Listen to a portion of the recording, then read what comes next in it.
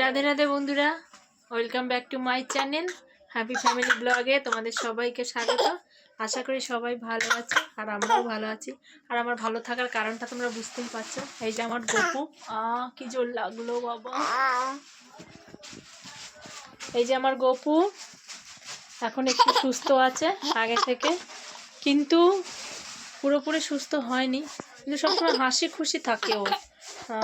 দেখো হেসেই যাচ্ছে, ও দাদাভাই ওকে হাসাচ্ছে, ওই জন্য ও হাসছে। তো যাই হোক, কিন্তু এই কদিন ধরে ও কিছুই খায় না। মানে তুমি যতই ভালো রান্না করে দাও না কেন, ও কিছুই খায় না। তো শরীর খুব একটা ভালো নেই, মানে ভালো বলতে যে ঠান্ডাটা লেগেছিল সে ঠান্ডাটা একটু কমেছে। আর কিন্তু খাওয়া দাওয়া একদমই করছে না ও, কদিন ধরে খাচ্ছে না, শুধুই দুধ খেয়েই আছে। মানে কোনো এক বাড়তি খাবার কিছুই খায় না। এইভাবে কি চলে বলো? এবার সারাটা দিন মানে কিছুই খাচ্ছে না, কিছু না, যাই দিচ্ছ সব অফ করে ফেলে দিচ্ছে, একটু মুখে নিচ্ছে। আর সেই যদিও এক দুগাল খাচ্ছে, সেটা সারা দিন ঘুরে ঘুরে রাস্তায় যেতে হচ্ছে, এখানে যেতে হচ্ছে, সব ঘুরে ঘুরে তারপরে। তো এইভাবে কি খাওয়ানো যায় বলো? কি করব?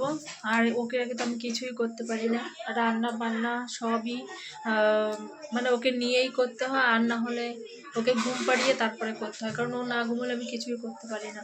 আর কি করব বলো? এইভাবে কি সম্ভব?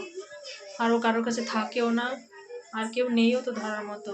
আমি আছি আর ওই বোনের ছেলেটা আছে, কিন্তু ওর কাছে যেতে চায় না খুব একটা, যেহেতু ছোট মানুষ, ও তো নিজেই নিতে পারে না ঠিক করে, ওই জন্য ও যেতেও চায় না। কারণ বাচ্চারা খুব কোল জিনিসটা ওরা খুব ভালো চেনে। তো যারা বাচ্চাকে ভালোবাসবে তাদের কাছে ওরা ভালো থাকে, আর আমার কাছে ছাড়া কারোর কাছে যায় না। তো যাই হোক, রান্নাবান্না এখনও কিছুই হয়নি। আর আমার বাবা এসেছিলো, সেটা তোমাদের বলা হয়নি। আমার বাবা এসেছিলো এক গাদা সবজি নিয়ে। সব চাষ হয় আমার বাপের বাড়িতে, সব নিজেদের জমিরই সব কিছু, শাক সবজি সবই চাষ হয়। তো সেইগুলো নিয়ে এসছে। এবার আমি রাতে তো রান্না করতে হবে, সেই জন্য আমি দুপুরে আমি সব সবজি কেটে ধুয়ে ঠুয়ে রেখে দিই, আর রাতে রান্না হয়। তো সেই কারণে আর অনেক রাত হয়ে গেছে, আর বাবু ওইদিকে খেলা করছে, ঘুমোচ্ছে না, না ঘুমলে আমি রান্না করতেও পারবো না। তো যাই হোক, অনেক শাকসবজি আছে। তো চলো কী কী শাক নিয়ে এসছে তোমাদের দেখাবো। লাউ শাক নিয়ে এসছে, পুঁই শাক নিয়ে এসছে, আর আমি শাক সবজি খুব ভালো খাই। তারপর পেঁপে নিয়ে এসছে, আমাদের গাছের লাউ নিয়ে এসছে, কুমড়ো নিয়ে এসছে, অনেক কিছু এনেছে। তো চলো দেখাই। আর টাটকা সবজির স্বাদই আলাদা, তোমরা সবাই জানো। আর সেটা বিশেষ করে আমাদের গাছের মানে জমি থেকে একদম কেটে টাটকা নিয়ে এসছে। আর যেহেতু লাউ একদম এখন শেষ সময়ে, তো সেই জন্য, আর এখন শীতের সময় লাউ ভালো লাগে খেতে। তো গাছটা কি হয়েছে, গাছ কেটে দিয়েছে, গাছ মরে গেছে, তো গাছগুলো অনেক জায়গা নষ্ট হয়ে গেছে, তো খারাপ হয়ে যাচ্ছে, সেই জন্য এখন অন্য কিছু চাষ করবে, সেই জন্য কেটে দিয়েছে। আর এখন শীত পড়েছে, এখন যেমন কফি, বাঁধাকপি, মূলো, শালগম, অনেক রকমের মানে শীতের সবজি সবই পাবে, ধনেপাতা, লাল শাক সবই হয় আমাদের জমিতে। তো চলো আমি এই সবজিগুলো তোমাদের দেখাই, আর এগুলো কেটে নেব, তারপরে রান্নাবান্না হবে।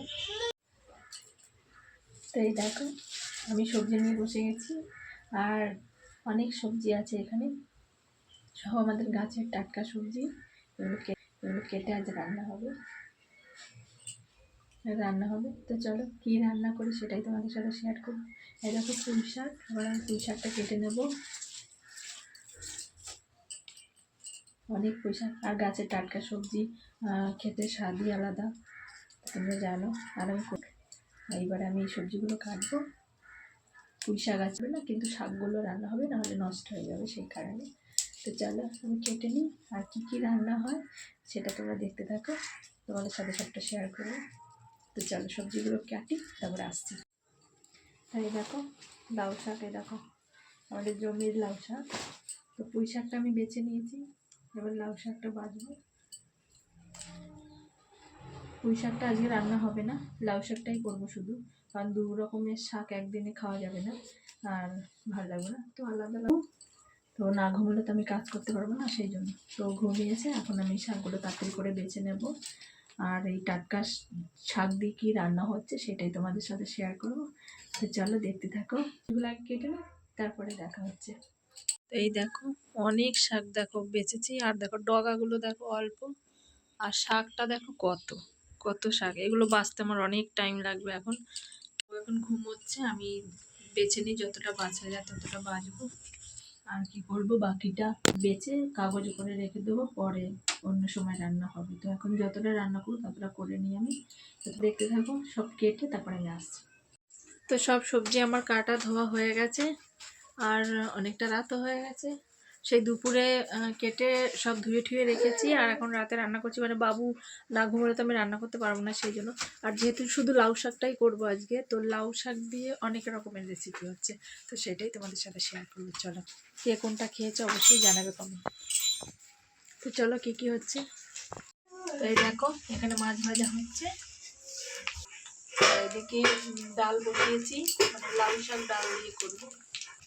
আর এদিকে এই দেখো লাউ ডগা আর আলু কেটে রাখা আছে, আর এটা শুধু লাউ শাক আছে। এবার তো দেখছো সবই লাউ, লাউয়ের ডগা, লাউ পাতা, এদিকে লাউ শাক ডাল দিয়ে, এদিকে মাছ। আর এদিকে দেখো অনেক রসুন ছাড়ানো আছে, তো আমার এই রান্নাটার জন্য রসুন লাগবে অনেক। কি করছো, মশলা করছো? এইটা নিয়ে খেলছিল, দিয়ে এটা ধরতে দিচ্ছিল, আমরা বলে চিল্লাচ্ছিল, দিয়ে পেতে দিয়েছে। এই দেখো নোড়া দিয়ে শিলের ওপর বাড়ছে, কি অবস্থা। তোমরা দেখতে থাকো ভিডিওটি, রান্না শেষ হলে সব দেখাবো কি কি রান্না হলো।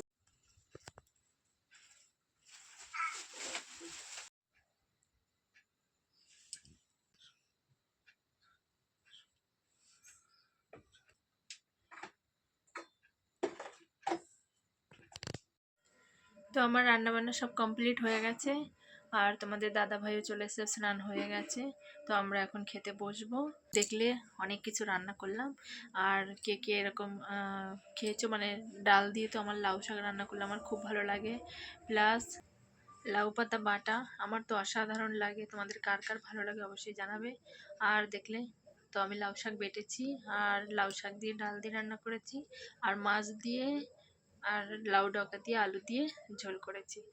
তো দেখলে এই ছিল আমার আজকের রেসিপি। তো চলো বন্ধুরা, আমরা এখন খেয়ে নেব, আর ভিডিওটি আমি এখানেই শেষ করব। ভিডিওটি শেষ পর্যন্ত দেখার জন্য তোমাদের অসংখ্য ধন্যবাদ। আর ভালো লাগলে অবশ্যই লাইক কমেন্ট শেয়ার করে দিও, আর চ্যানেলটিকে সাবস্ক্রাইব করে সবাই আমার পাশে থেকো। তো রাখছি, টাটা।